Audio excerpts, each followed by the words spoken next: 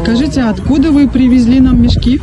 С Республики Дагестан, город Хасиюрт, Хасиюртовский район, селение Муцалау. А откуда вы узнали, что вот у нас потоп, что нам нужна гуманитарная помощь? От соцсетей из моих близких кто-то мне написал, отправил видеоролики и начали расспрашивать, то, что могу ли я найти мешки. А когда я уже более подробно поинтересовался, для чего нужны мешки в большом количестве, мне сказали, что здесь с нашего братского народа такая беда.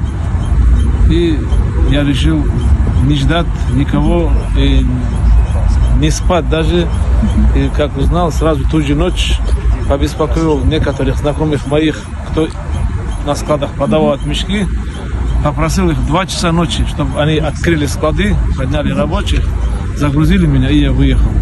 Вчера в 3 часа ночи выехал, и сегодня уже мешки, иншаллах, уже, наверное, заполнили, поставили. А в данное время меня ждут ребята, наши дагестанцы, земляки, которые на самом деле уже готовят следующую партию гуманитарной помощи. Все, спасибо большое.